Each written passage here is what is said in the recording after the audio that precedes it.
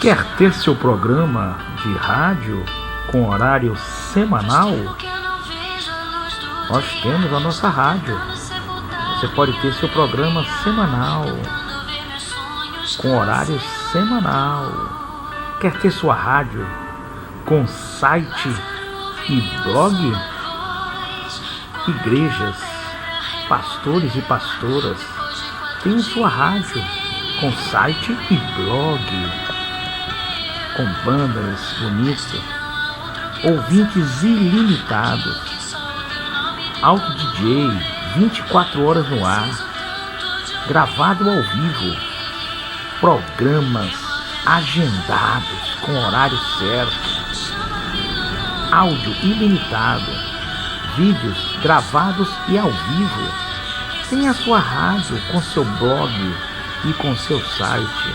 Igrejas, escolas, sindicatos, federações, associações culturais de bairros, profissionais, comunidades, diretórios acadêmicos, jornalistas.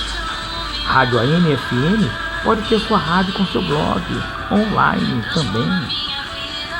Venha participar desse nosso grupo de comunicação.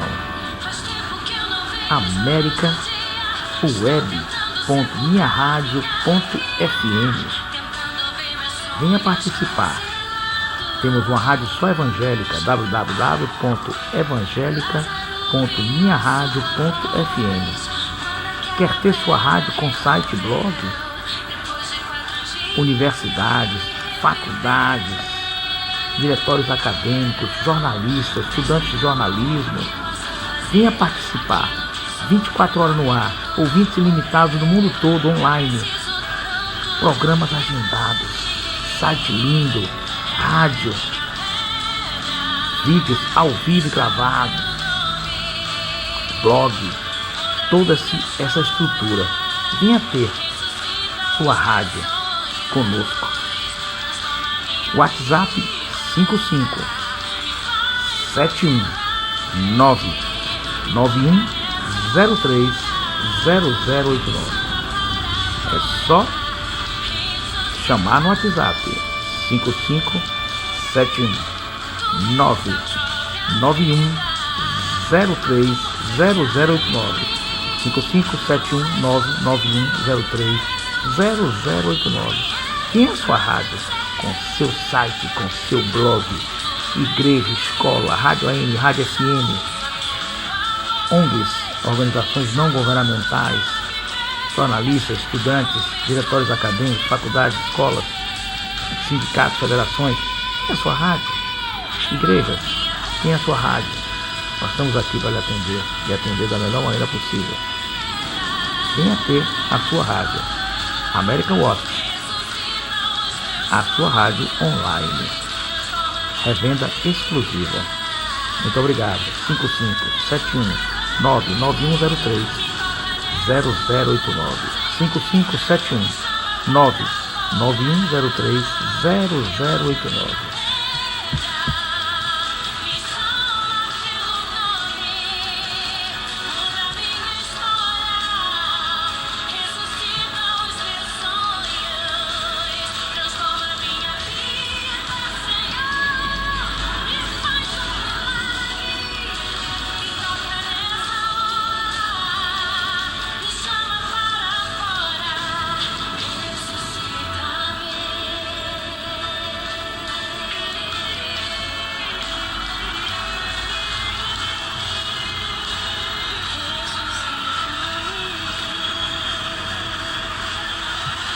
Estamos também no Facebook, estamos ao vivo. Muito obrigado pela audiência. Rádio Joia, aqui você é Joia. Rádio Joia, estamos no ar, a Rádio Joia.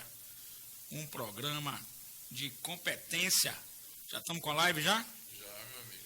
E o que eu faço aqui para compartilhar, né, Coscola? Isso, já pode falar. Já pode falar? Já pode falar, Coscola. Deixa eu ver aqui. Estamos no ar, ao vivo. Já estamos no ar, ao vivo. Rádio Joia, aqui você é Joia. Estamos iniciando o nosso programa Rádio Joia, aqui você é Joia. Um programa muito bom, que é o programa Conexão Conhecimento. Aqui cultura, conhecimento, debates, né? Fizemos um trabalho sobre o júri, vamos continuar sobre a questão do júri, meus alunos, júri simulado, e com entrevistas de pessoas gabaritadas. Estamos aqui hoje com uma felicidade muito grande, uma alegria muito grande, que nós estamos recebendo aqui na nossa rádio o nosso querido amigo, o professor doutor Eduardo, que vai se apresentar. E o doutor Eduardo, ele é procurador do município de São Gonçalo. São Gonçalo, ele vai se apresentar para falar diretamente sobre as questões do município, essas questões que envolvem aí a questão do procurador municipal e muitas questões interessantes. Doutor Eduardo, muito boa tarde, prazer falar contigo. Pode se apresentar e fique à vontade, o programa é seu, o programa aqui é um programa educacional, um programa Conexão Conhecimento. Eduardo é um querido amigo aqui, mais uma vez, muito obrigado. Fique à vontade, meu querido. Viu? Boa tarde, doutor Martinez. Boa tarde, Coscova. Boa tarde, amigos e amigas. Meu nome é Eduardo Reis, nome de batismo Luiz Eduardo Figueiredo Reis, nome profissional conhecido como Eduardo Reis. Sou procurador do município de São Gonçalo dos Campos, como foi dito pelo nobre amigo. E o que é que nós trazemos aqui? Uma pauta, que há uma PEC que nós estamos lutando pela implementação dela, que é a PEC 17, que é o reconhecimento da Procuradoria do município. Justamente qual o papel do procurador? Quem é o procurador do município? Visualizamos, fica muito na mídia, procurador federal, tem os procuradores do estado, mas quem é o procurador do município? O procurador do município, ele assessora, presta consultoria ao chefe do poder do executivo de determinado município. Perfeito, perfeito. Agora, me diga uma coisa, doutor Eduardo, estamos ao vivo agora para toda a rede, inclusive também outras retransmissões, e é importante que, doutor Eduardo, que nós estamos entrevistando aqui hoje, ao vivo, é o doutor Eduardo, procurador do município de São Gonçalo, e ele vai novamente aqui, nós estamos retransmitindo, se apresentar novamente como procurador do município de São Gonçalo e falar um pouquinho sobre essa PEC aí, esmiuçar, para que o senhor e a senhora, mesmo que não seja do ramo do direito, possa entender a importância, porque o município é a base de tudo num país federado como o nosso. Doutor Eduardo, muito boa tarde, mais uma vez, estamos ao vivo mais uma vez, e agora a transmissão um alcance maior ainda. Doutor Eduardo, pode ficar à vontade. Boa tarde, doutor Carlos Martinez, boa tarde, meus amigos e minhas amigas, novamente me apresentando, Eduardo Reis, procurador do município de São Gonçalo dos Campos. Viemos falar um pouco e trazer ao conhecimento dos amigos em relação ao cargo de procurador do município. O que acontece? O que é que nós buscamos? Visualizamos, principalmente quando se fala em Lava Jato, Vaza Jato, procurador federal. Temos também a procuradoria, as procuradorias gerais dos estados e os municípios. Há uma discussão, porque a Constituição Federal de 1988, ela não deixou tão claramente em relação à obrigação do município instituir procuradorias. Nós vamos para um trabalho de simetria. E essa PEC 17 vem justamente para isso. Deixar claro, cristalino, explícito, algo que hoje é implícito, entendido pelo Supremo Tribunal Federal, o STF, em que cada município deve ter, no mínimo, um procurador. Lutamos para isso. Um município, um procurador do município, que fará o papel de assessor, consultor jurídico do prefeito, não só do prefeito, como de todo o staff do Poder Executivo, os diversos secretários. E, em relação a isso, algumas das discussões que nós podemos falar seria o custo que o município teria para manter uma procuradoria, mas defendemos e falamos, tem agora trabalhos recentes do Tribunal de Contas de Goiânia, que é muito mais barato manter um procurador que, às vezes, você contratar 3, 4 ou 5 escritórios, e isso decorrente também de acertos políticos. O procurador do município, ele tem um compromisso, ele representa juridicamente o município. O prefeito é o representante legal. O procurador do município, ele é o representante jurídico do município, nobre Martinez.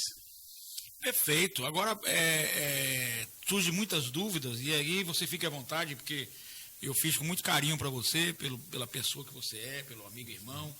O nosso programa ficou muito à sua disposição hoje para uma explicação bem esmiuçada da PEC, porque às vezes o programa nosso também é visto por pessoas que não são da área jurídica. E é um programa Conexão Conhecimento. Eu acho que a partir do momento que a gente tiver um povo com conhecimento, com cultura, não falo nem de conhecimento acadêmico, não falo de conhecimento cultural, não falo de título acadêmico, nada disso. Eu estou falando de conhecimento de cultura. Né? Você vai na Argentina, por exemplo, hoje você vê uma população que 38% da população consegue ler uma revista, né? Faz uma leitura. Aqui nós temos 1,5% da população que lê. Então nós temos que fazer uma revolução cultural. Perfeito. Eu sou apaixonado por a questão da cultura. A cultura sem vinculação acadêmica. Porque o saber nasceu com o ser humano, não nasceu dentro de uma academia, dentro de uma universidade. Então eu gostaria que o colega, com sua grande performance também, de professor também, né?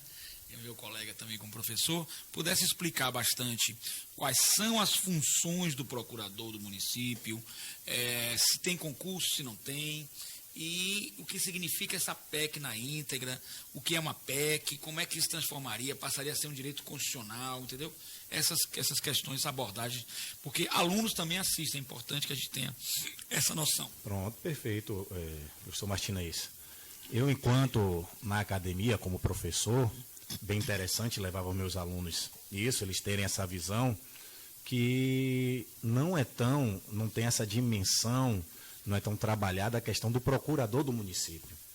O procurador do município, ele é responsável, em última análise, até pela saúde financeira do município, porque a licitação, o processo de licitação, pagamentos que serão feitos pelo município, depende da sua análise, verificar a legalidade, a regularidade daquele processo licitatório.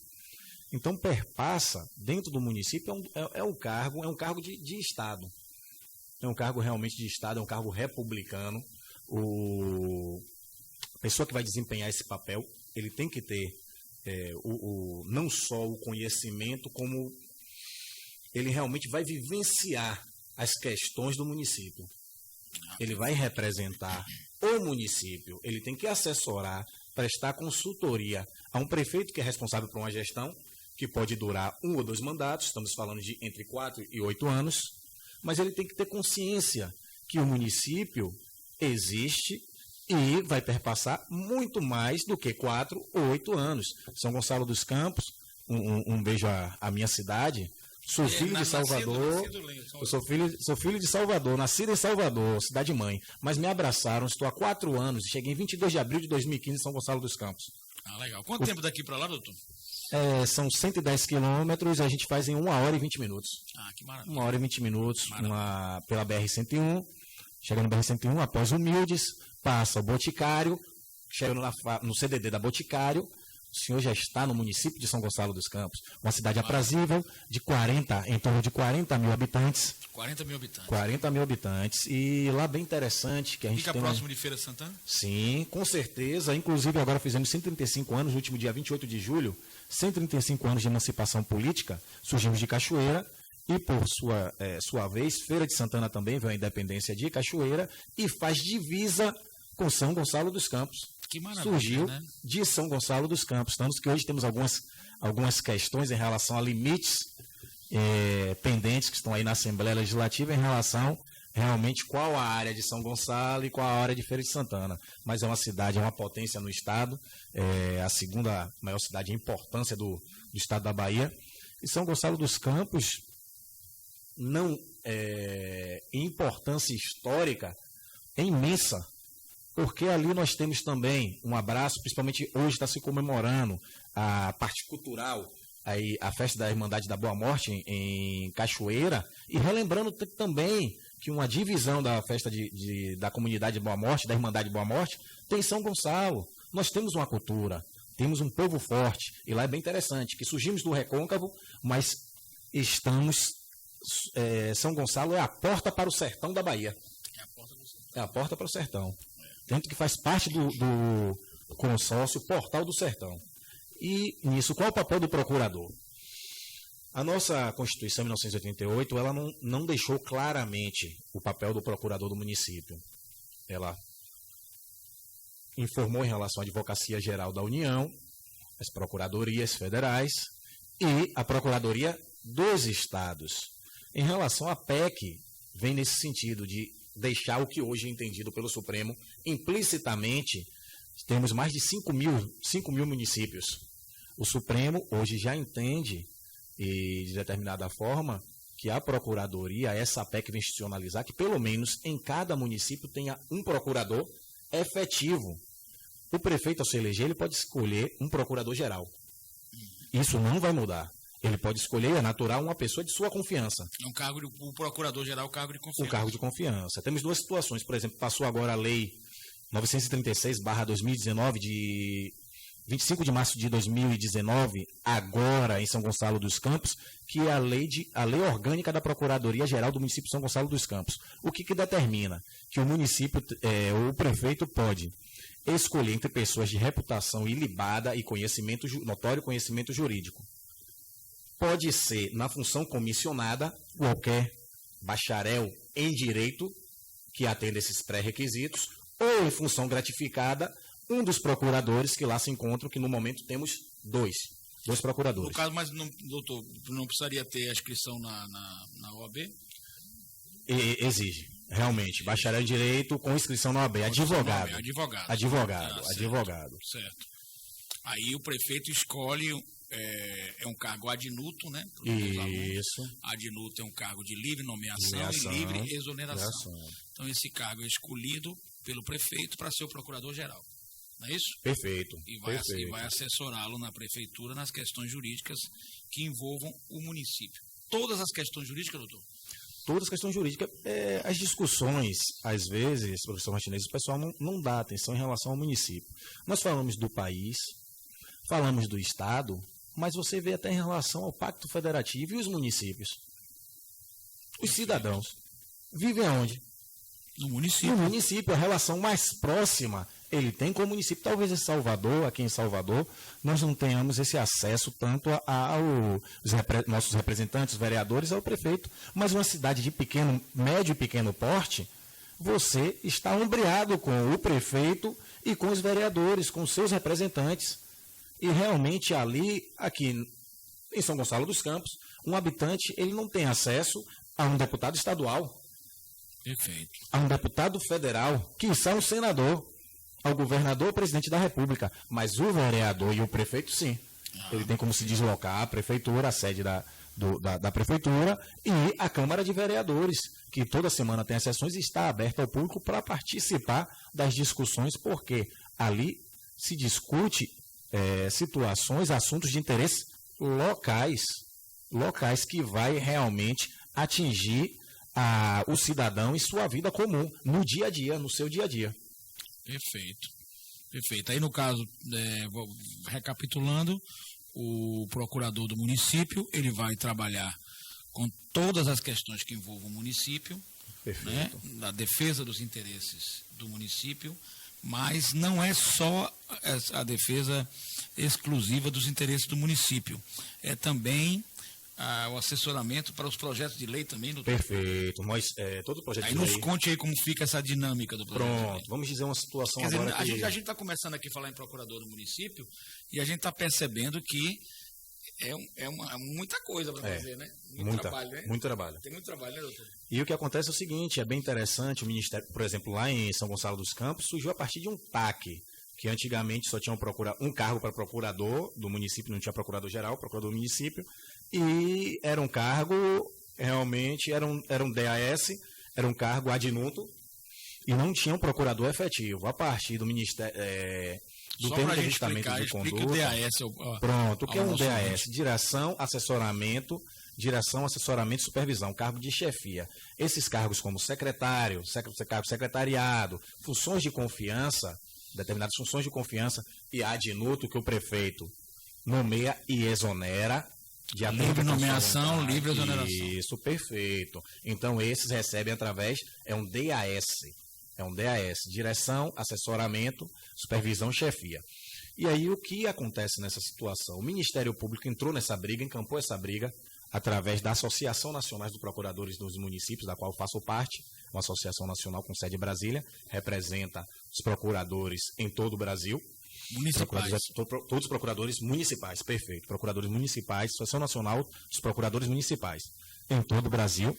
E o que é que busca em relação a isso? A partir desse momento em que a nossa luta é que cada município tenha um prefeito e um procurador efetivo.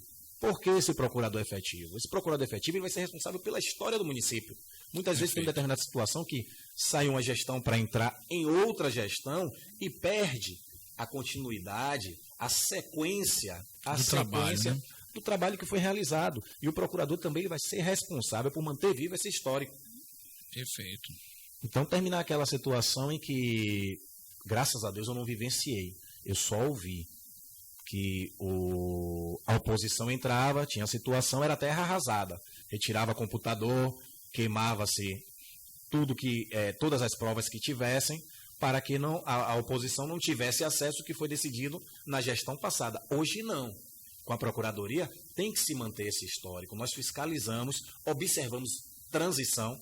Lá em São Gonçalo dos Campos, teve durante 3 meses, logo após a eleição, acompanhamos um governo de transição. De mudança, né? De mudança, justamente, que aí passou, tivemos uma situação inusitada lá, o gestor, o prefeito, que já estava no seu segundo mandato, renunciou, o vice-prefeito não assumiu o presidente da Câmara. Então ele fez um governo realmente interino, naqueles quase 3 meses, e já tinha um resultado logo após a renúncia, foi no dia 7 de outubro, logo após a eleição. Ano passado? No 2016 para 2017, meu irmão. 2016 para 2017. Então eu digo até as pessoas da área jurídica, os acadêmicos que estão nos ouvindo, que é uma área interessante.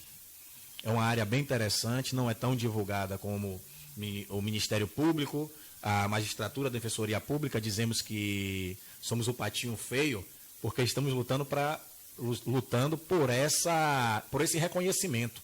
Mas só lembrando aos ouvintes que há um tempo atrás a Defensoria Pública tinha essa mesma situação. Antes da Constituição de 1988, quem lutava por esse reconhecimento era o Ministério Público. Então são carreiras de Estado, meu irmão, que vem lutando para que as coisas se estabeleçam. São carreiras republicanas. São carreiras republicanas que realmente passe a gestão, chegue uma nova gestão, modifique-se as peças, as pessoas, mas tem que ter pessoas chaves ali que são representantes do interesse do município. Do município, perfeito. E aí, no caso, irmão, uma pergunta muito interessante. No caso qual a matéria que o advogado, né, tem dominado todas as matérias? No caso do procurador do município, qual seria a matéria? Seria direito administrativo, Vamos lá, meu irmão. Principalmente direito administrativo, pronto, uma situação bem interessante. Trabalhamos com questões envolvendo servidores públicos. Todo questionamento de um servidor público será encaminhado para a Procuradoria-Geral. Ele vai preencher um requerimento de direitos e vantagens. Vamos analisar se ele já está no período da aposentadoria, se ele tem direito a um requerimento de uma licença-prêmio, um avanço, qualificação profissional. Todas essas questões administrativas perpassará pela Procuradoria-Geral do município. Fora isso, matérias tributárias, IPTU, ISS, que tem a competência do município. Município, interessante. Fora isso também. No caso, a dívida ativa, né? Principalmente a dívida ativa. Dívida uma ativa, batalha agora imensa. Existe um prazo, né, para se colocar a dívida ativa. Isso, Como que o irmão fale sobre isso, que muita gente está ouvindo aqui e não é uma coisa agradável a gente falar de tributo, né? Não, perfeito. Principalmente no nosso país. Eu sou professor de direito tributário, direito penal, tribunal do júri, psicologia jurídica, mas não é agradável a gente falar de tributo, porque o país está tão desgastado, né, que a gente não se sente bem em falar de tributo, mas temos que falar, porque senão não sobrevive nada, né, e não interessa. Então temos que sobreviver de qualquer sorte e fazer as coisas. Mas me fale, irmão, dessa questão tributária, essa questão de colocar na dívida ativa. Pronto, uma noção. Geralmente a tradição em municípios pequenos é que não haja cobrança de tributos. Infelizmente é cultural isso, porque muitas vezes é uma situação, o gestor utiliza isso como política. Ele não cobra os tributos e às vezes, ou a maioria das vezes, não fornece serviços adequados à população. Hoje realmente perpassa por uma mudança de cultura. Isso vai além dos tribunais de contas dos municípios aqui na Bahia. Hoje vem, de certa forma, tornando obrigatória essa cobrança, pois, caso não aconteça, o gestor, o prefeito, com certeza tornará-se inelegível devido à situação de renúncia de receita. Ele não pode renunciar à receita. Não pode renunciar à receita. O que acontece em relação ao IPTU e ISS, a maioria das vezes. Aí vem uma cidade como São Gonçalo dos Campos. É muito importante verificar o que é área urbana, o que é área rural. Área rural, a cobrança é ITR. ITR é União. É um tributo da União. Imposto territorial rural. Isso, o imposto territorial rural para áreas urbanas é da competência da União e não do município. Áreas rurais, meu irmão. Áreas rurais. Perdão. Áreas rurais, imposto territorial rural. Áreas rurais. Isso, no caso da do competência IPTU, da União. Então, União. A dívida ativa, a execução será feita através da União. Perfeito. O que aconteceu em São Gonçalo dos Campos, o que é que nós vimos? Quando eu tomei posse, em 22 de abril de 2015, no fim do ano, várias ações, foram dadas entrada em várias ações. E aí eu observei porque o que estava acontecendo. O município não tinha fez a cobrança, o contribuinte não fez o pagamento e simplesmente o que acontecia? Não havendo essa cobrança, ocorria a renúncia de receitas. Então, o que aconteceu no momento que eu adentrei a Procuradoria? Visualizei aquilo e o município está sendo penalizado. Não é o prefeito, não é o gestor, simplesmente que ele pode decidir se vai abrir mão ou não. Isso cabe analisar, principalmente nesse momento agora, que o município está com os pires na mão, dependendo principalmente da distribuição do repasse do FPM, Fundo de Participação por Municípios. É federal, né? É federal, é um repasse federal. Então, dividido em 12 vezes e cada dia 10 o município paga. Por exemplo, em São Gonçalo dos Campos, o salário hoje é pago no dia 10, após o recebimento do FPM. Poxa. Então, tem municípios, meus irmãos, como alguns estados, podemos citar Rio de Janeiro, podemos citar Minas Gerais, podemos citar Rio Grande do Sul e muitas cidades na Bahia, muitos municípios na Bahia, que chegaram agora, meu irmão, juntaram o salário de dezembro com o 13º para dividir e pagar em 10, 12 vezes. Poxa vida. Então, essa situação, o Pacto Federal, tem que ser realmente feito um novo Pacto Federativo. Não estou defendendo aqui uma mudança de Constituição, porque acabamos de completar 30 anos da Constituição. Lógico. Mas mudar esse pacto, o entendimento, porque realmente, o que é como eu deixei bem claro aqui, a maioria das pessoas vive em suas cidades, vivem nos seus municípios e ocorre uma situação inversa. Tudo perpassa pela União, que torna-se gigantesca, e as migalhas vão para os municípios. Mas muitas das vezes, aqui eu posso grifar isso, que os municípios, com essas renúncias de receita, deixam de buscar recursos que é bem pertinente e interessante para que aquela gestão possa fazer um trabalho e retribuir ao seu contribuinte ofertando serviços. E aí o que acontece? Pronto, a dívida ativa que o irmão tocou. Qual é a situação da dívida ativa? É feita a cobrança administrativa, após faz-se a inscrição na dívida ativa, após o não pagamento deliberado, porque muitas das vezes tem alguns municípios, meu irmão, que não encaminham nem o boleto do IPTU para pagamento. E aí fica difícil, né? Ou o contribuinte vai ao setor de tributos e pede para fazer o pagamento daquele tributo, ou não é cobrado. Então, aí também falta ao município esse tato de fazer a cobrança, realizar a cobrança. Aí, após realizar a cobrança, não sendo paga administrativamente, é inscrita na dívida ativa. Após essa inscrição, entra-se com um processo de execução fiscal. Perfeito. No Poder Judiciário. E não é bem interessante, nesse momento, aí eu sugiro aos contribuintes que evitem isso. Eu vejo lá em São Gonçalo dos Campos, muitas vezes, o cidadão administrativamente, ele pode negociar, parcelar, porque quando chega uma situação, pode ter no município, antes de escrever na dívida ativa, o município a legislação municipal pode dar uma flexibilidade maior de parcelamento. Infelizmente, quando vai para a execução fiscal, aplicamos o Código de Processo Civil. Uma entrada, 30% de entrada e o restante, o que sobeja, apenas em 6 vezes. Interessante essa colocação, porque é um ponto que a sociedade está sofrendo muito com a tributação, né, no Brasil. Perfeito, são muitos tributos. E para que a população inteira entrou com a execução fiscal, como é que ela pode fazer esse parcelamento dos 30%? Uma explicação didática para o... Pronto, temos 2 situações. Entrou na execução fiscal, pode se deslocar administrativamente o setor de tributos do município. Aqui em Salvador, citando aqui em Salvador, nós temos a situação do Cefaz, que pode ter até nos estandes, nos saques, nos diversos saques, em shoppings, em outros locais. Que já foi ajuizada a execução fiscal. Pronto, ajuizada a execução fiscal, o primeiro momento tem que ir à Procuradoria. Tem que ir à Procuradoria. Ou esperar a audiência, que há uma audiência de conciliação, em que haja a proposta, o procurador vai ofertar essa proposta de 30% e dividir o restante em 6 vezes. É o máximo, né, doutor? O máximo, pelo Código de Processo Civil, sim. Por exemplo, São Gonçalo não tinha uma legislação própria. A gente aplicava o CPC. O CPC determinava 30% de entrada e o demais em 6 vezes. 6 parcelas. 6 parcelas. E o que acontece aqui em alguns lugares? Tem um refis, o que é um programa de refinanciamento. A partir desse momento, mesmo as pessoas que estão inscritas na dívida ativa podem procurar o setor de tributos e parcelar em N vezes. Vou dar um exemplo de São Francisco do Conde, que divide até 60 vezes. São Gonçalo divide, a partir de agora, com a lei que foi aprovada, divide em 12 vezes. Alguns municípios em 20.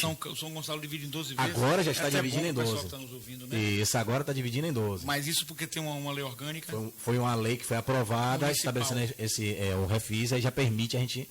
Mas eu fiz audiência em junho... Se não houver essa lei, há um vácuo, né? Isso, aí esse vácuo tem que se aplicar subsidiariamente a legislação federal, o CPC. A legislação, o Código de Processo Civil.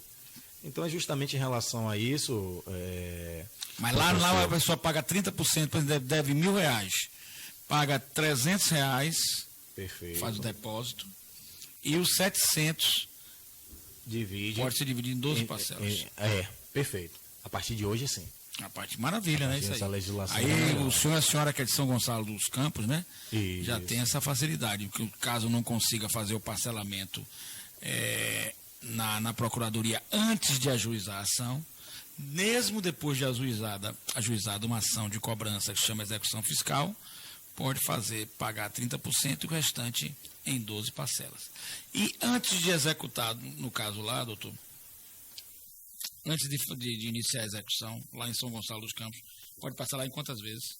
Antes de execução. Antes de execução, hoje com o refis, as 12 vezes. As 12 vezes direto. É interessante. Direto sem os 30%. Sem 30%. É bem interessante. Recebe um boletozinho para pagar. Isso. Interessante. É bem mais interessante que a pessoa, sabendo, todo contribuinte tem conhecimento em relação ao que ele deve ou não, se realmente deve.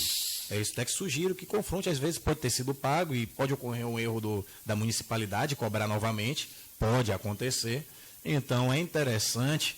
Meu irmão, eu vou lhe dizer algo, meu pai ainda completou esse ano 75 anos. Graças a Deus. Graças ao bom Deus, graças ao bom Deus. Que viva muitos anos com saúde e paz. Que assim seja. Todos os carnês de IPTU, recibos de água e de energia, meu irmão, ele guarda todos. Maravilha. Né? Apesar que hoje há uma lei em que todos esses prestadores de serviços anualmente têm que reconhecer se há o débito ou não. Eu, por exemplo, eu descarto os meus. Mas já é uma cultura do meu pai, que ele tem 7 décadas e meia. Eu vou mudar agora? Eu vou conseguir mudar? Não. Ele guarda. E aí eu pergunto a ele, Eduardo, justamente aqui eu retiro minha dúvida, o que está em débito, o que não consta. Eu tenho conhecimento e consciência do que eu devo e do que eu pago e paguei. Perfeito, maravilha. Agora aí, voltando aqui, está tendo pergunta, inclusive, de Feira de Santana.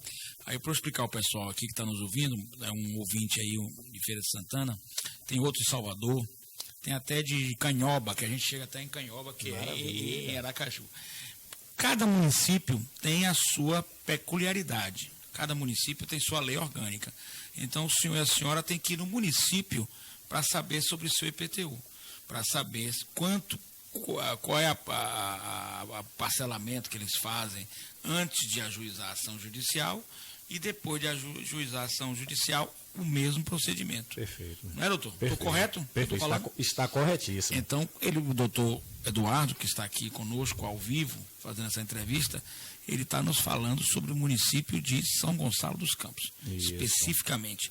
No caso do IPTU, é o imóvel situado em São Gonçalo dos Campos, não é isso? Na área urbana. Na área urbana, São Gonçalo. Vou dar 2 exemplos. Eu dava aula em uma faculdade, uma instituição, que ficava em Lauro de Freitas. Um abraço ao procurador do município, Leandro Santana, procurador do município de Lauro de Freitas, meu colega de faculdade. Último dia 6 de agosto, comemoramos 15 anos de formado. Um abraço também ao presidente da Associação dos Procuradores Municipais de Salvador, Eduardo Hassan, também colega, completou agora também 15 anos de formado. Eu tive uma turma maravilhosa, vários se destacaram, alguns procuradores, agentes da ABIN, então pessoas que prosseguiram na área jurídica e hoje vivenciam. Porque o mais importante, professor Martinez, nós que lecionamos, é que realmente os alunos nos vejam e se espelhem e venham vivenciar a área jurídica. É verdade. Vivam da ciência jurídica. É verdade. Eu posso dar esses 2 exemplos. Em relação a Lauro de Freitas, salvo engano, parcela em 24 vezes. Por que eu falo Lauro de Freitas? E por que eu falo com tanta razão de São Francisco do Conde? Eu estava com uma situação que eu ia advogar em favor do contribuinte contra a municipalidade de São Francisco do Conde, porém, antes disso, eu orientei que ele fosse ao setor de tributos de São Francisco do Conde e foi verificado que a dívida dele poderia ser parcelada em 60 vezes. Então, tenho que ter consciência também e como advogado, a gente tem um munus público. O munus público, a gente tem que ter esse conhecimento. Era uma pessoa que não tinha posses e eu deixei bem claro para ele, se já dividir em 60 vezes, você reconhece que é essa dívida, vai se questionar o quê? Você só vai ter o custo de movimentar, o custo processual e o custo de pagar os honorários do advogado. Então, a gente também teve esse tato, quando ele foi e verificou, retirou-se as multas e os juros, manteve-se o valor original e dividiu ainda em 60 vezes. Eu não conseguiria judicialmente uma proposta melhor para o contribuinte. Não conseguiria mesmo. Realmente foi uma boa proposta, né? E a mediação, meu querido amigo, irmão, a mediação como fica? É um tema que é bem interessante, eu fico muito à vontade de falar em relação a isso, que um abraço à doutora desembargadora, Joanice Jesus, que foi uma das primeiras que visualizou isso aqui, quando ela era juíza ainda no juizado crime de Largo do Tanque. Eu tive a oportunidade de ser mediador lá e vimos isso ido de 2002, 2003, estava engateando e era uma proposta. E qual a nossa felicidade quando o CPC 2015, que entrou em vigência em 16 de março de 2016, deixou bem claro e tornou hoje obrigatória, oficial, o meio da mediação, conciliação e mediação a qualquer momento. Muito bom. A qualquer momento, porque hoje o que a gente verifica, antes do CPC 2015, o CPC anterior, estabelecia, o que estabelecia o CPC 73, de Alfredo Buzaide, estabelecia Antigo. a lide, né? Que era a questão realmente, a litigiosidade, a demanda. Hoje não, hoje realmente a gente vem com esse intuito de mediar, de ter um espírito de conciliação. Perfeito. Irmão, a produção está pedindo que qualquer toque na mesa, ela modifica a estrutura. Aí eu sei que os nossos entrevistados, né, a gente tem, né, mania da mesa, mas fique tranquilo, pode botar a mão na mesa, não tem problema não. Eu prefiro ficar um pouquinho distante. Não, pode botar sua mão na mesa, não tem problema não. Aqui o programa é bem descontraído. Pode botar, só não pode tocar porque há interferência na transmissão. Agora deixa eu te falar uma coisa, que a transmissão é feita ao vivo aqui. É importante que a gente possa esclarecer essa questão. No caso, foi autorizado, houve uma lei que autorizou também o próprio Conselho Nacional de Justiça, com referência a se formar as câmaras de mediação na questão tributária. Tem Perfeito. alguma informação, irmão? Agora, para dizer a verdade, o que acontece aqui, já estamos um pouco atrasados na Bahia, para dizer a verdade, a instalação dessas câmaras, a gente verifica mais no sul e no sudeste. Já tem notícia de câmaras instaladas, né? Sim, em estados, no estado de Minas Gerais. Municipais, legal. Municipais, que acontece isso aqui. Um abraço até ao doutor Edson Góes, que é meu companheiro do Instituto dos Operadores de Direito Desportivo do Estado da Bahia, que ele foi um dos que, em parceria com o Conselho Nacional de Justiça, foi responsável por instalar algumas dessas câmaras no estado de Minas Gerais, em alguns municípios. Então, realmente é interessante. Meu irmão, mas aí o que acontece em relação a isso? É que realmente é uma mudança de cultura. 16 de março de 2016 foi ontem. Praticamente foi ontem, 3 anos e meio, a gente pode dizer assim. Muito novo. Muito novo, muito recente. CPC, né? Ainda para que todos, principalmente o ente público, ele venha se assenhorar. Mas quem são os responsáveis por isso? Eu me coloco num polo que eu tenho que conscientizar o gestor, pelo menos de São Gonçalo dos Campos, que aquilo é benéfico. Verdade. E hoje está sendo bem interessante. São Gonçalo dos Campos, o primeiro refis foi agora. O primeiro refis? O primeiro refis. Que é o refinanciamento. O refinanciamento. Quer dizer, explique também, aproveitando a oportunidade que a gente tem, né, para explicar o refinanciamento. Pronto. Aí muitas vezes a gente passa e vem aquelas placas, às vezes, diretamente eu ia ali seguindo para Linha Verde, Monte Gordo, Barra de Jacuípe, aí chegava, passava em uma próximo ao Hospital Minando Farias e tinha uma faixa enorme da prefeitura do município de Lauro de Freitas. 70% pague seus débitos com o município com 70% de desconto. Refis, aí os diversos anos, 2016, 2017, 2018, 2019. O que significa isso? O que é o refis? É um programa de refinanciamento. Refinanciar o quê? Permite ao contribuinte refinanciar sua dívida, seu débito com o município. IPTU e ISS, não só o contribuinte, pessoa física como a pessoa jurídica. Mesmo que ele já tenha financiado antes? Determinadas situações, aí cada lei específica. A gente permite em relação a isso. Porque se ele não cumpriu o anterior, a gente tem que verificar a nova lei, o que é que determina em relação... Se ela permite ainda, né? Se ela permite refinanciar. Mas o que acontece, o que é bem interessante hoje para o município, e diante da dificuldade dos contribuintes, é bem mais interessante. E não há um custo de movimentar o judiciário, que está tão abarrotado. Com certeza, muito mais rápido, né? Aí, no caso, tem um termo, né, de confissão de dívida que vocês fazem. Isso, fazemos o termo de confissão de dívida. O contribuinte, ele reconhece aquela dívida. Ele assina lá com vocês. Isso, e aquela ali é uma execução, ali ele já reconhece, é um título executivo extrajudicial. Perfeito. Ele reconhece, ele confessa que tem aquela dívida. E, após isso, faz o financiamento no número de parcelas. Não significa que você vai... 60 vezes o município de São Francisco do Conde. Não significa que você tenha que dividir, você contribuinte de São Francisco do Conde. Em 60 vezes. 60 vezes. O máximo de vezes. Isso, de uma parcela a 60 parcelas. São Gonçalo dos Campos, de 1 a 12 parcelas. Então não significa no que caso, 12 parcelas. São Gonçalo dos Campos, o máximo seria 12 parcelas. Seriam 12 parcelas. Perfeito. 12 Muito interessante. Então, o refis agora já passou o prazo? Vai se encerrar em 1º de setembro de 2019. Estávamos conversando ontem. Está dentro do prazo, então. Está dentro do prazo. Senhora, senhora de São Gonçalo dos Campos aí, que tem alguma dívida com o município, faça o refis. Procura a Procuradoria. Como não teve uma divulgação, professor Martinez, estávamos conversando ontem com o prefeito. Está tendo aqui agora. Para que realmente amplie o prazo. A gente precisa ampliar o prazo. E para os contribuintes é interessante que eles tenham conhecimento. Eu agradeço aqui o espaço que o professor Martinez nos cede para fazer essa divulgação. Vamos divulgar cada vez mais, não só fica ao vivo aqui, que está tendo gente assistindo, mas também depois fica gravado para a gente fazer divulgação nas redes sociais. Perfeito. Que é muito interessante. Esse refis, a pessoa aproveitar o refis e se livrar desse abacaxi. Né, irmão? Isso, porque ele pode perder até seu bem. A pessoa que pode chegar uma situação hoje, nós sabemos da dificuldade para um cidadão ter algo que chama de sua propriedade, porém a própria Constituição determina em relação a impostos, dívidas em relação a impostos, pode chegar a um ponto que talvez a dívida seja maior do que o valor do bem. Que situação, né, irmão? Difícil, né? Hoje ocorre em relação a isso aqui em Salvador, condomínios, taxas condominiais, pessoas que devem 20, 18 anos, e aí quando se verifica o que foi cobrado, o que está sendo devido, o que está sendo cobrado, e às vezes o valor suplanta o valor do imóvel. Agora, taxas condominiais, aqui eu vou falar para você, eu defendo muito, trabalho muito com o condômino, né? E aí também eu tenho meus traumas, não é de infância, é de condomínio. Porque esses síndicos estão fazendo, não agravando a todos, né, evidentemente. Perfeito.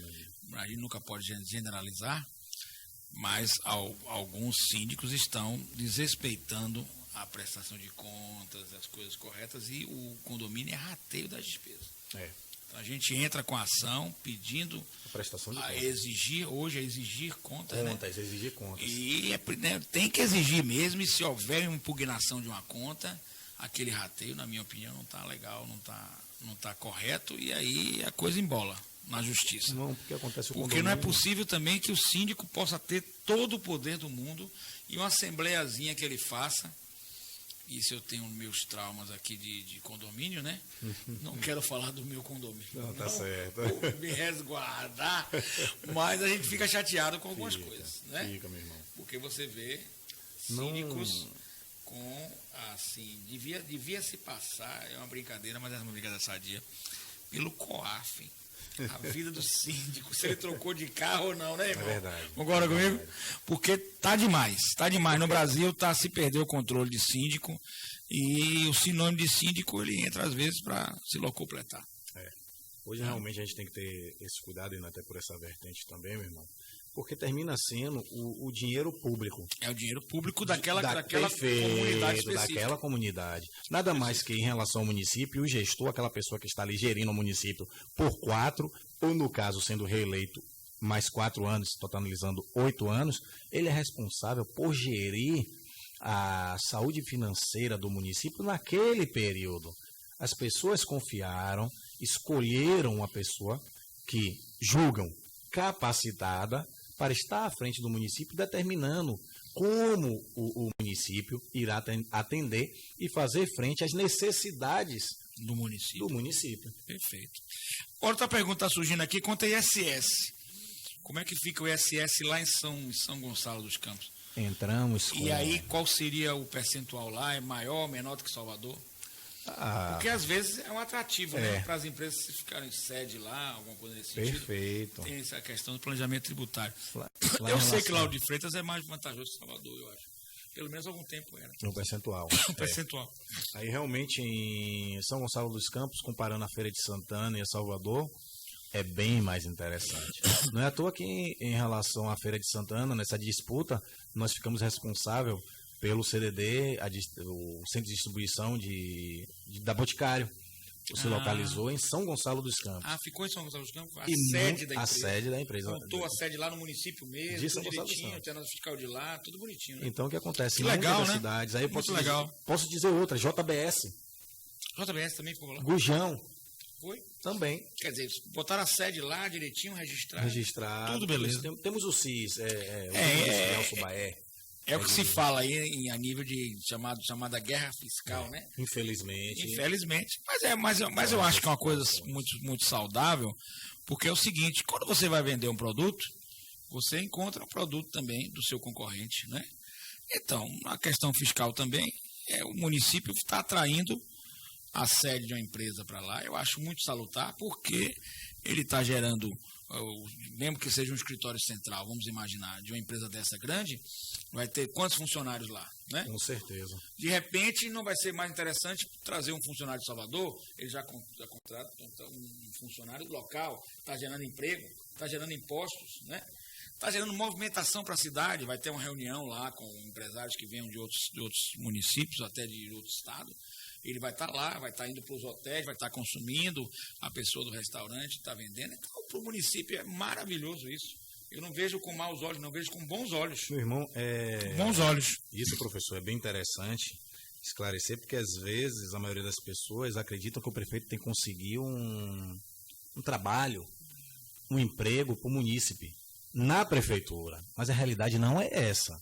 Às vezes... Ele deve batalhar, como foi deixado bem claro aqui, trabalhar para gerar empregos. Trazer iniciativa privada para o município.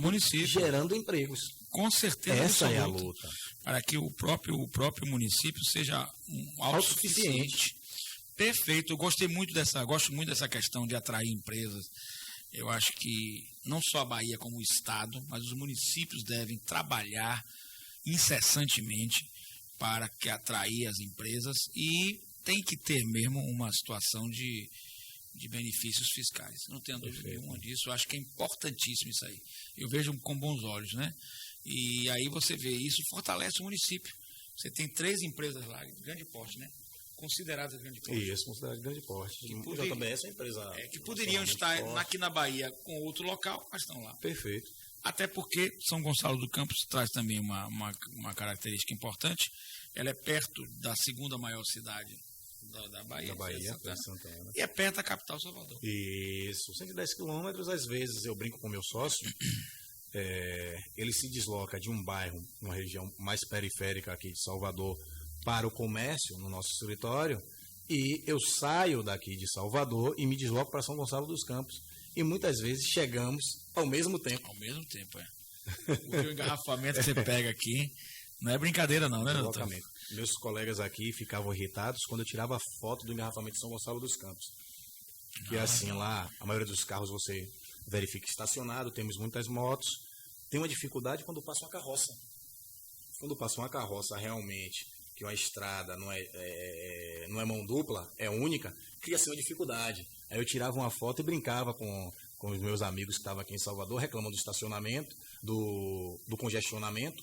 Eu mandava uma foto e dizia, eu estou enfrentando esse congestionamento. O meu congestionamento se resolvia em 5 minutos.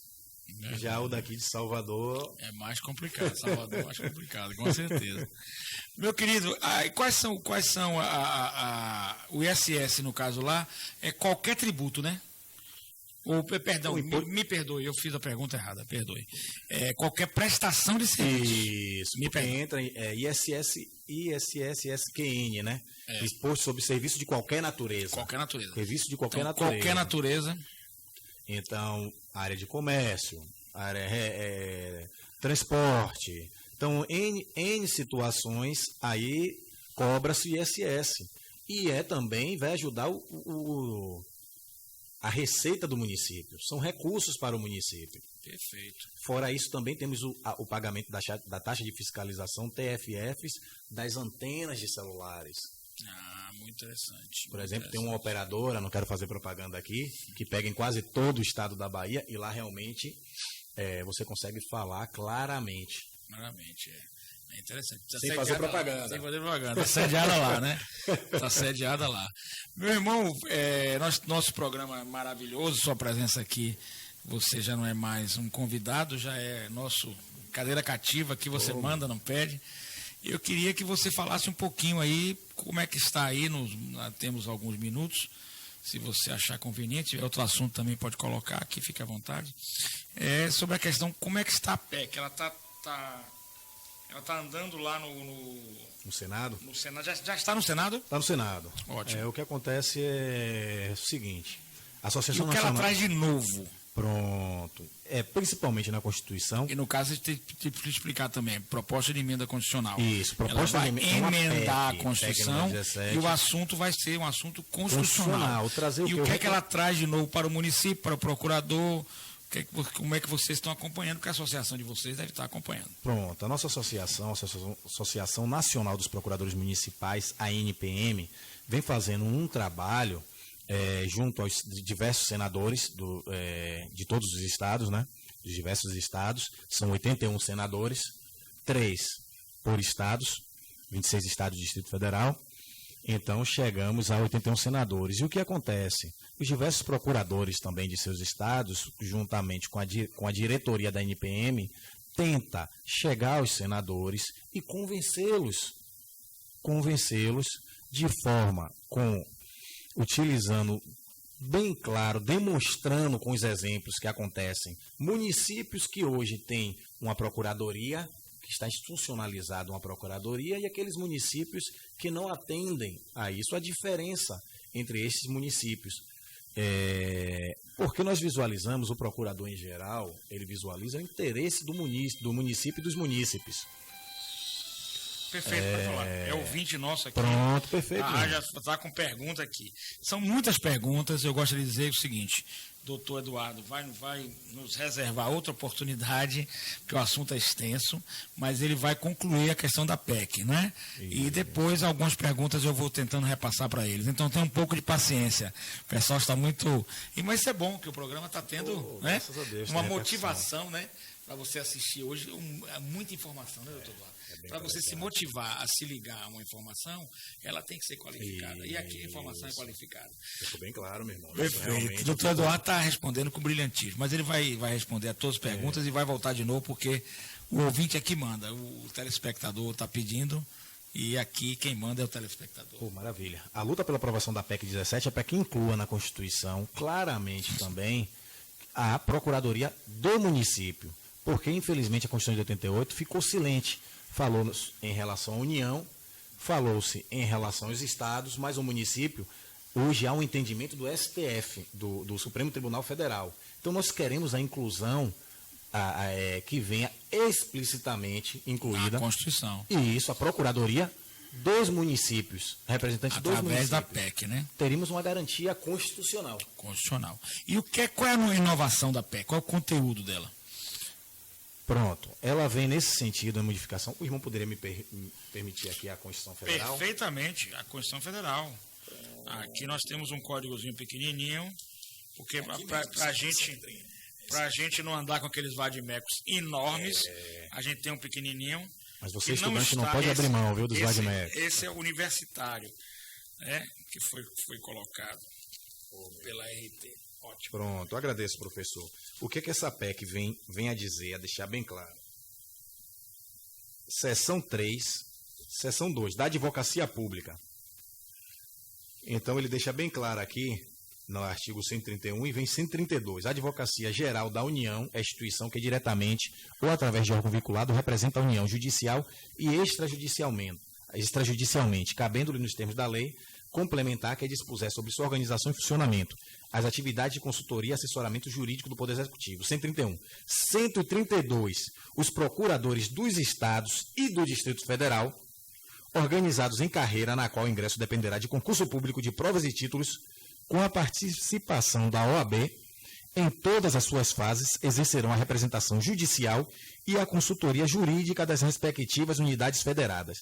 A partir do momento que a PEC seja aprovada, o termo passará a constar os procuradores dos estados, do Distrito Federal e dos municípios. Você vai acrescentar. Vai acrescentar. A todos os direitos que têm os procuradores federais, né? Não é isso? Os estaduais. O Distrito Federal. O município será equiparado. Equiparado. Nós buscamos isso. Certo. Aí, no artigo caso 132. Vai ter algum ingresso, agora vai ser feito através de concurso. Perfeitamente. Como está na Constituição Federal. Fui o primeiro eu sou o primeiro procurador efetivo de São Gonçalo dos Campos. Primeiro procurador aprovado através de concurso público. Muito bom. Temos lá o segundo colega agora também, que foi aprovado no mesmo concurso. E isso, deixamos bem claro aqui, o prefeito pode ter o seu procurador de confiança. Pode ter um procurador estranho à carreira. Nesse momento ainda se permite isso. Ele pode escolher alguém, um advogado, claro, inscrição na ordem, como foi deixado bem claro aqui no início do programa, que seja da confiança do prefeito e ele colocar no cargo de procurador-geral, ou escolher um dos procuradores efetivos do município para que ocupe como função gratificada aquele cargo. Entendi. A escolha ad nutum, ela só se dá para o Procurador-Geral, que é o cargo de confiança. Perfeito. Pela emenda constitucional, pela PEC, todos os procuradores vão ingressar através de concurso público, mas a escolha do chefe da Procuradoria, que é um cargo de confiança, ela vai se dar através do nomeação ad nutum. Essa somente. Perfeito. Mas você será concursado e será procurador. Não é isso? Do município. No seu caso específico, irmão, lá em São Gonçalo, só tem um?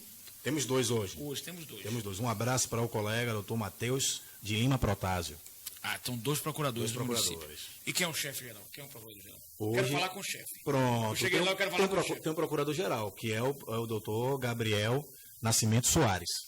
Certo. Eu chegando lá, eu quero falar com o chefe. Apesar, meu irmão, que a gente pode dizer assim, você chegando na procuradoria... Eu quero falar com o chefe. Pronto. Não tinha aquele Jô Soares. Eu quero falar com o chefe. A questão do carimbaço. Eu cheguei lá, eu quero falar com o chefe. Quem é o chefe? O bom da procuradoria é que a gente tem a questão do procurador-geral, ele é apenas para, hierarquicamente, a gente é subordinado a ele questões apenas estruturais. É apenas estruturais, andamento do serviço. Mas qualquer pessoa que chegar na Procuradoria Geral no município e fizer essa pergunta, procurar, eu quero falar com o chefe. Dentro da Procuradoria, qualquer dos procuradores são chefes. Ou encaminho para o gabinete do prefeito, para falar com o meu chefe, que é o chefe do Poder Executivo, o prefeito.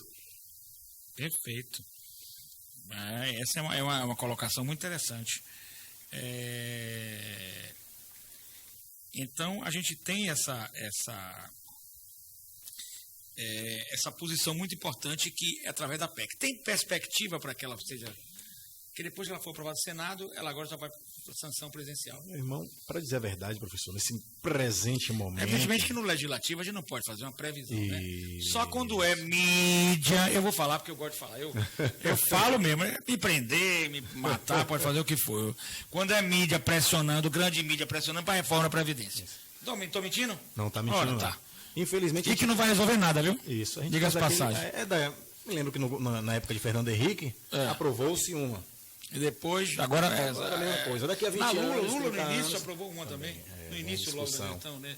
Mas é uma modificação também, prejudicando os trabalhadores, daqui a 20 a 30 prejudicando as pessoas que trabalham, ganham seus dinheiros, e às vezes não é nem aqueles que ganham altos salários, é quem ganha o salário mais baixo.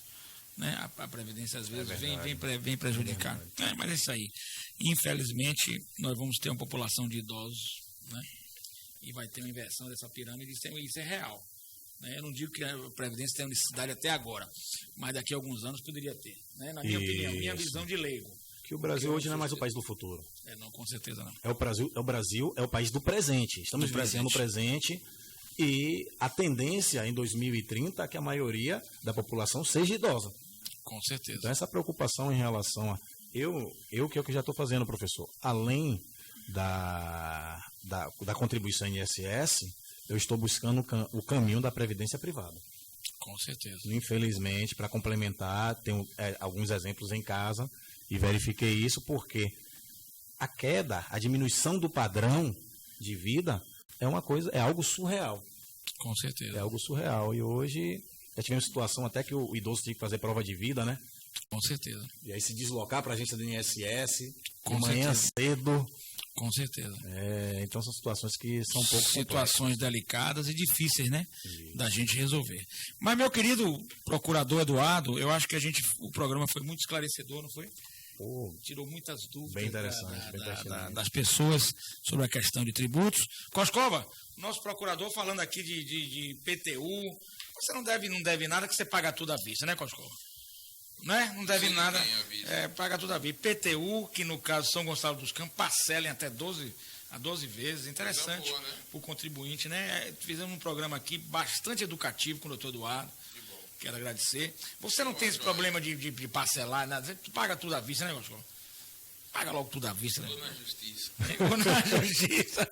Se for na justiça, aproveitando a oportunidade, não vá para a justiça. Se for em São Gonçalo, isso, mas em São Gonçalo hoje estamos bem atentos, principalmente que tem a questão dos honorários. Então eu digo, para não pagar os honorários sucumbenciais, faça o acordo, vá para o refis, é mais interessante do que ir para a justiça. Eu não estou pagando PTU, vou pagar honorário de ninguém. Preso, porque não tem como pagar. Não, prisão por dívida não existe. Agora falou interessante, várias perguntas aqui, uma delas sobre honorários do procurador municipal. Ele é fixado em 20% ou seria 10%. 10%. O procurador municipal, nós temos... Mas recebemos a diferença da Procuradoria da Fazenda Nacional na execução fiscal, é diferente? É porque o CPC hoje, ele já determina que realmente cobre-se o valor de 10%, determina até 10%. E aí o que acontece? Até o máximo. Isso. Aí o juiz é que vai arbitrar. O juiz arbitra. Ele vem nessa situação, já determina 10%, se for pago amigavelmente, logo no primeiro momento. Por isso que eu estou dizendo, como o Coscova ali colocou, não, cobrando judicialmente. Aí há a cobrança Se ele for pagar, naquele momento que ele paga, já tem ali embutido os 10% dos honorários advocatícios. Então, o que é que se visualiza? Por que esse pagamento? O procurador ele elabora uma peça e aciona judicialmente o contribuinte. Nós achamos bem interessante e bem pertinente que o contribuinte, às vezes algum não paga, como eu já tive a oportunidade de ouvir, eu estou revoltado porque eu não estou vendo o retorno de serviços. Nós entendemos isso, aí eu pergunto, o senhor já fez algum abaixo-assinado? O senhor já foi à sede do município reclamar com o gestor que não houve modificação, algo na sua rua? Não. Então, essa reclamação de forma individual, esse protesto de forma individual, muitas vezes só vem prejudicar o contribuinte. Verdade, é. Porque depois ele vai ser acionado. Agora, para tirar uma dúvida, ficou muita gente aqui questionando. No caso, uma execução fiscal, o doutor Eduardo tem muita experiência também, eu sou professor de tributário, e deve ser aluno meu perguntando também, e eu gosto sempre de estar sempre ouvindo também outras pessoas, né? A gente tem que estar... o procurador, no caso de uma procuradoria nacional, seria da União, ou um procurador de uma autarquia, ele entra com a execução fiscal, né? No caso. Isso. O percentual também fixado, né, em 10%. Inicialmente, o pagamento, amigavelmente, ou ao final, até a sentença, 10%. 10%. Se houver recurso, isso. Aí poderá ter majorado. Mas é sempre 10%. Sucumbencial, é arbitrado pelo magistrado. Então, uma discussão imensa hoje, e aí seria outro programa, meu irmão, porque os juízes e promotores estão discutindo em relação a isso, a questão específica. Houve agora em Sergipe, no dia 8 de agosto, um seminário unicamente para discutir honorários sucumbenciais, no caso de execuções. Que bom, muito interessante. Muito interessante.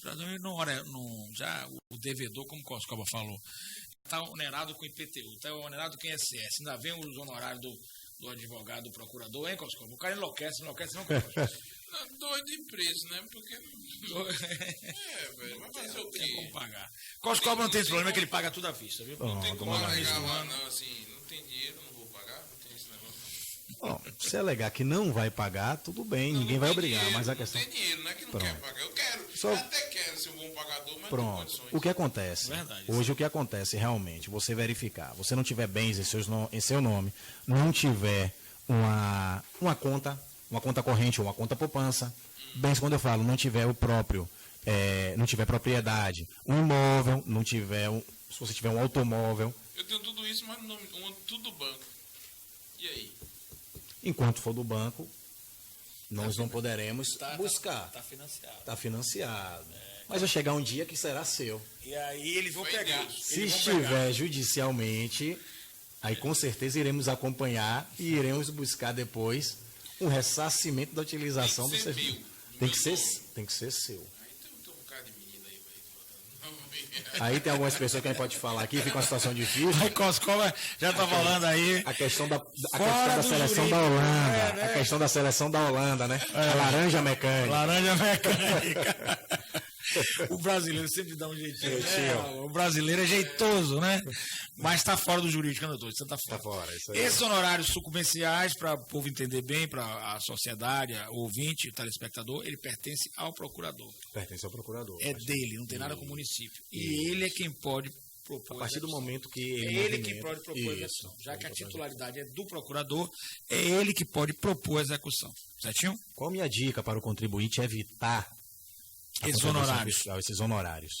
Não espere que o município adentre com a ação, com a execução fiscal.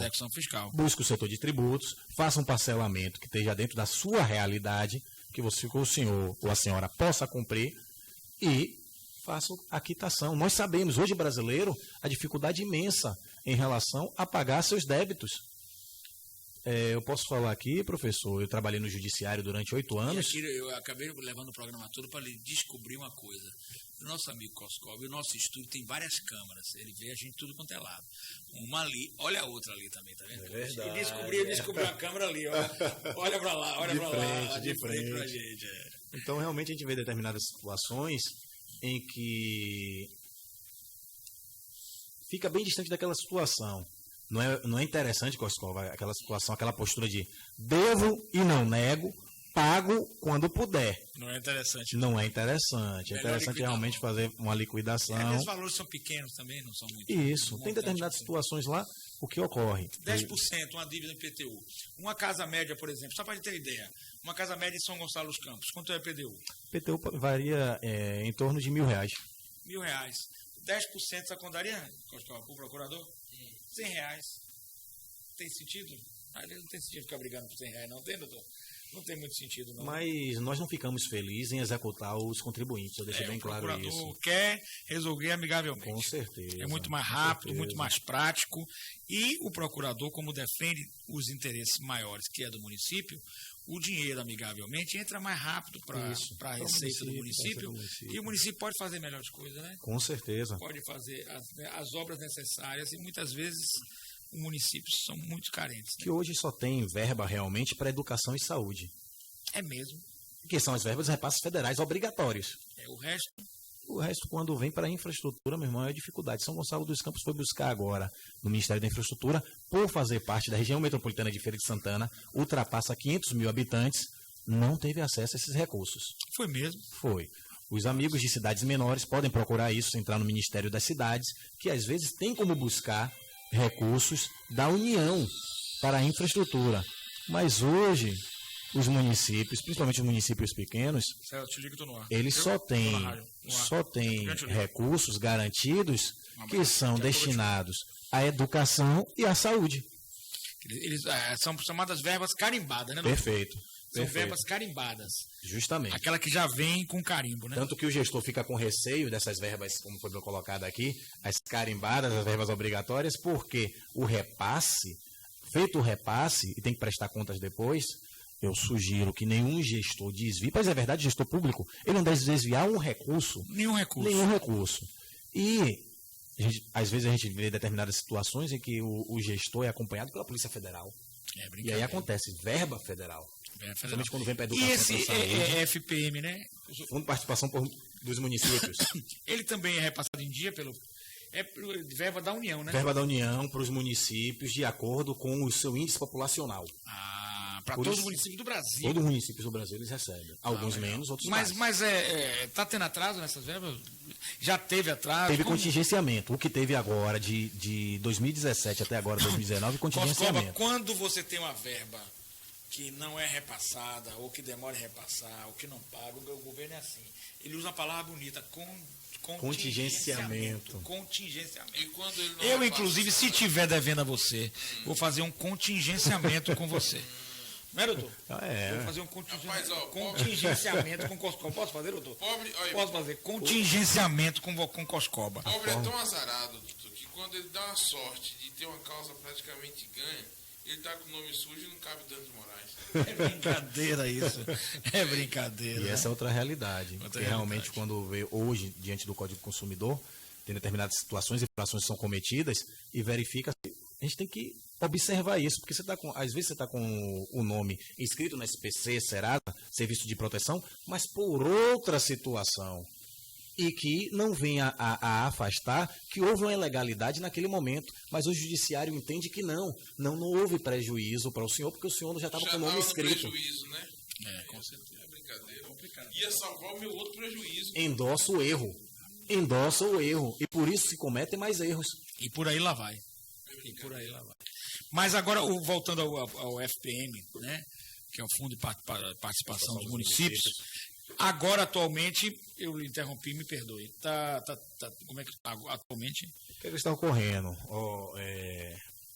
Em dias, na data prevista, realmente. Porém, a gente discute-se agora porque o governo está nesse momento em relação a... Só se fala Previdência, meu irmão.